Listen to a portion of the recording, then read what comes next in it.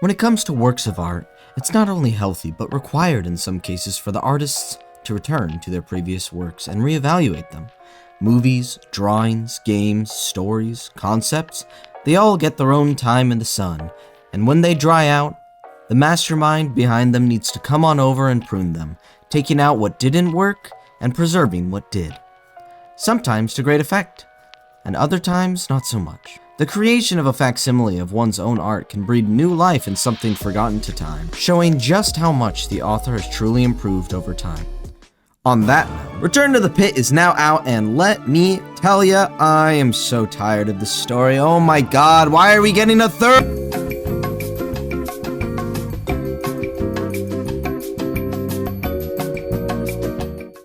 Hello everybody, Natsu Tanaka here, welcome to the new year, and oh boy, do I have something special being cooked up for you guys. Thank you so much for 1,000 subscribers. The official 1,000 subscriber video will be out maybe next month. We'll see what happens. I'm working hard on it, so I'll just try my best and make sure to tune in. I know I'm late to the party, but Return to the Pit is out, and I finally got around to reading it, and I just want to tell you my thoughts, give it a nice little review, and wrap another bow on this series until April Fool's. For Return to the Pit, we are once again returning to the Into the Pit story. And yes, it is actually the third time that we are coming back to the story. Am I super thrilled about it? Not necessarily. But you know, as I said in the intro, this could absolutely breathe new life into the story. Did I say breed?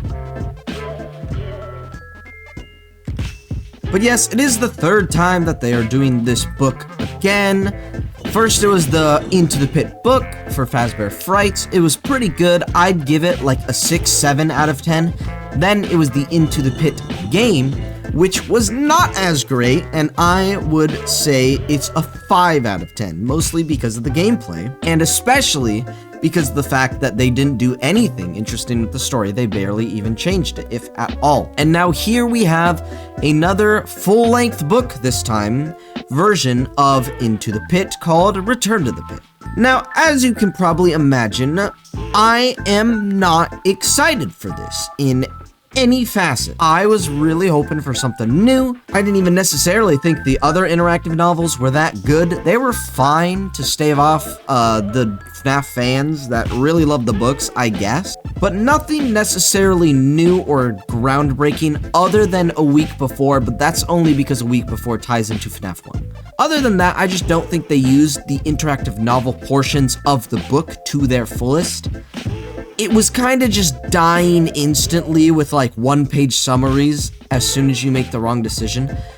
It was even worse though when you would go down separate paths that would always just result in death. So you're just kind of going through the book during these different sections and you don't really know that it's going to be just like a hard wall. So when you eventually do reach the end, you probably are going to be like, hey, wait, that can't be it. Let me redo this. Let me go back a little bit further. Maybe I didn't make the right choice here. How about one more back? And nope, it's just all death. All of it. God, I hate that. But regardless of whether or not I think this should be like a Telltale game, which absolutely should, by the way, I think it's just about time we get into Return to the Pit. Now then, Return to the Pit, I'm just going to start with a summary, and then I'm just going to go into my notes, okay? Very quick and easy. I don't want to waste any time, but let me tell you, when I get to the notes section, there's going to be hell to pay. Now then, we play as Oswald, a 10-year-old kid who has just finished another year of school, but without his friends, his summer vacation is feeling a bit hollow. Day in and day out, he keeps his routine of going to the library and then heading over to his local pizza place for a single slice before returning home. Every single day. One day, he jumps into the abandoned ball pit in Jeff's Pizza after a particularly nasty fight with his dad. However, instead of hearing his dad coming in to look for him because, you know, he's late, he instead hears crowds of people filled with excitement. Curious as to why this is happening, he jumps out and soon finds that he has been transported back to 1985 via the ball pit, and he then returns there daily. On the final day of his summer break, something even stranger happens. He goes back into the pit one more time, and finds that everything is an absolute pandemonium. People are screaming, running for exits, and everything is chaos. The yellow rabbit that he's been seeing for the majority of his time there suddenly gestures for Oswald to follow it to a strange room. Previously ignoring it every other time this happens, he finally gives in and follows him, which he is then led to a storage room. And inside this room are 6 dead children, and Oswald fearfully runs for his life as he makes his way back to the ball pit. The rabbit follows Oswald to the present and takes his father and pulls him into the pit, completely submerging him. The rabbit then comes out and takes Oswald to his parents' house, seemingly appearing as his father to everyone who sees him. During the next morning, you can either confront the rabbit head on and throw your breakfast at him, then promptly run out the door where you run into a 40-year-old present-day Chip, which, if you don't know, is a kid that he met when he went to the pizza place in 1985. This, of course, leads you onto a hopeless journey where you can team up with Chip, which will always end in you seeing the rabbit infiltrate the team, and choosing to confront him in any other scenario will be death. Seeing out this path results in Chip having his head bit off and Oswald shot and killed. What you doing here, nigga? By friendly fire, of course. It's not like the rabbit grabbed a gun. The outcome of everybody else in this team is pretty much up for debate, but assumedly your dad is stuck in the ball pit, the rabbit is killed after much sacrifice, and Oswald is dead. Choosing to instead be complacent and playing along with the rabbit will result in you going back to school, where after a day you decide to save your dad in the middle of the night, and after reaching Jeff's, you can call upon the strength of Heracles, the god himself. That's a joke, it's because of Gabrielle. She still doesn't really do anything in this game. Book. To fight back against the rabbit and save your dad. The rabbit is hanged by the ball pit 1750s style and supposedly just fucking dies. You leave with your dad and a new appreciation for the things you have and people taking care of you.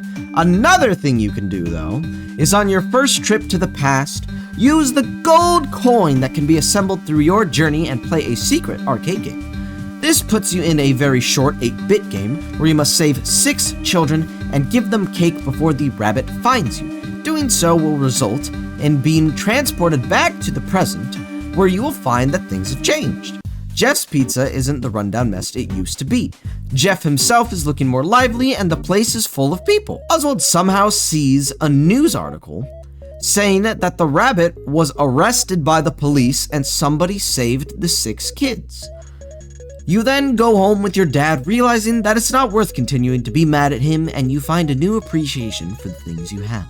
Now then, I don't think I need to tell anybody who's read and or played the other game, but this kinda sucks. It's bad. The only, new quote-unquote ending is just another game over, and it's so stupid because it is just, once again, another wall of deaths and deaths and deaths.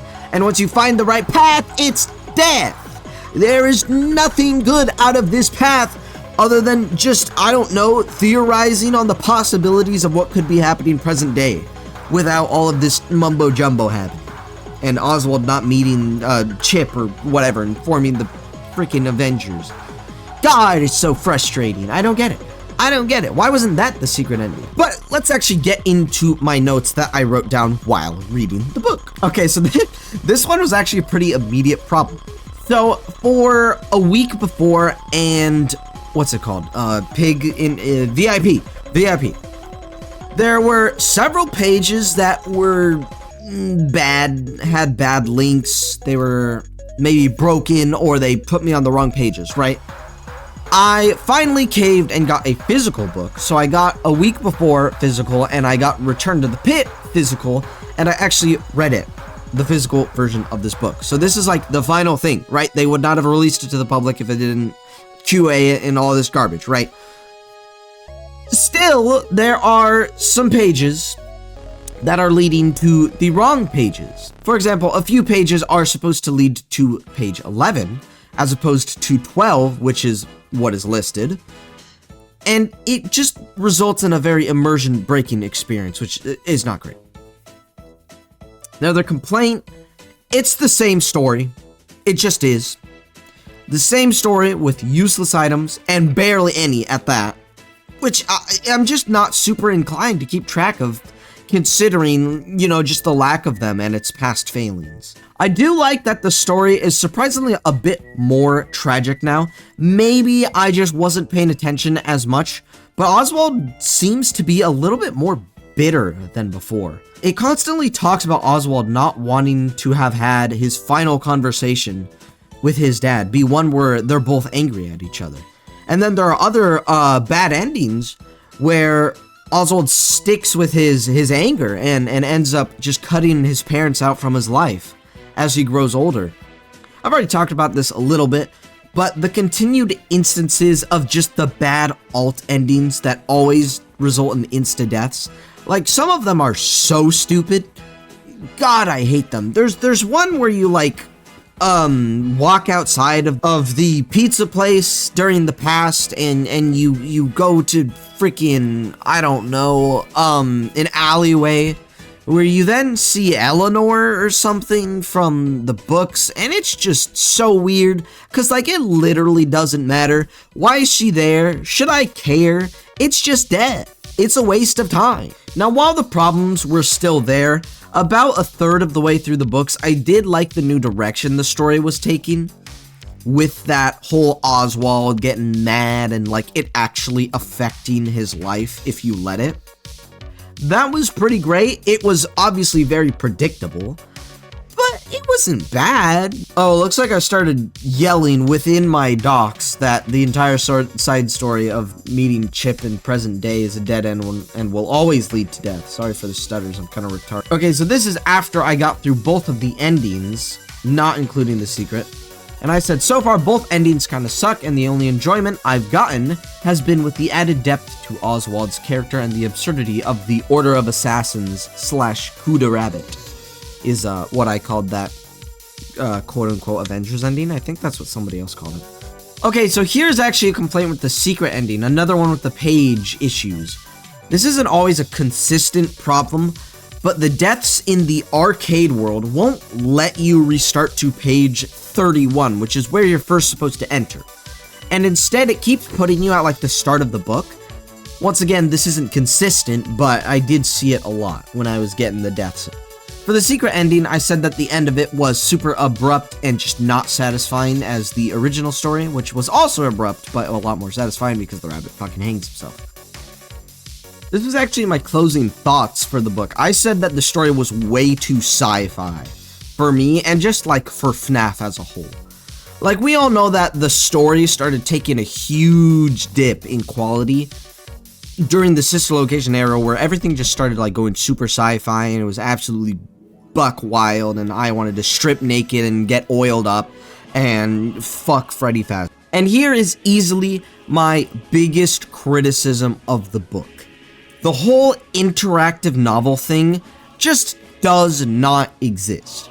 Once again, insta-deaths and useless paths, right? Cool.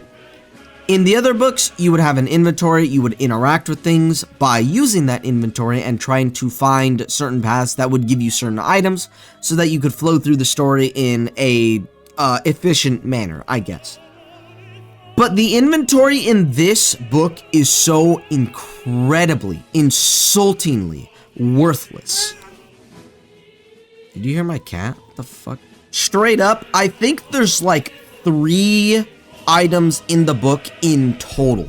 Like, there's the 2 halves of the coin, which I'm gonna count as 1 because they're called the same thing. Technically 3 if you go to easy mode. And then there's the flashlight, the rabbit ears, and the Freddy plush. Let me tell you, for my entire time reading the book, I did not find a single use for anything. Not even a prompt for half of these items. But anyway, I think this is easily the worst of the interactive novels so far. If you disagree with me, at least make sure that you read the book first, because, you know, don't try to give me your own review based on other people's reviews, please. Please don't do that. Oh god, that'll make me upset. But if you have read the book and you do want to tell me that I'm wrong, honestly, feel free. If you keep it respectful, I'll make sure to address it, alright? But with that being said, I am really hoping for more on April 1st, whenever the next Pizzaplex interactive novel thingy comes out. It has Monty on the cover, so hopefully it's at least funny or silly goofy, because that dude is awesome, right? I want some more unique scenarios with the animatronics. That'd be really cool, because that was probably the only thing I enjoyed about VIP. But yeah, with that being said, that is going to be about it for today. Thank you everybody so much for watching. Make sure to like, subscribe, follow me on Twitch. Join the Discord down below, which has my schedule for the week, because I stream just about 4 to 5 times a week. And you best believe I'm going to be streaming Secret of the Mimic when it comes out. I'm actually right now working on a FNAF Fanverse marathon, where I'm taking a bunch of fan games that I really like or are really popular in the fandom, and I am combining them all in one big marathon. I have not announced, unless you're in the sub-only Discord, when I'm going to be doing this marathon, but it'll be soon. It'll be soon. I'm starting practice right now, so make sure to catch me live on Twitch or YouTube whenever that happens. But yeah, I have nothing else to say. Thank you everybody for 1,000 subscribers once more. I'll be sure to be bringing you more. 1,000 subscriber special will be soon. Lots of love to all of you, and of course, as always, have a day.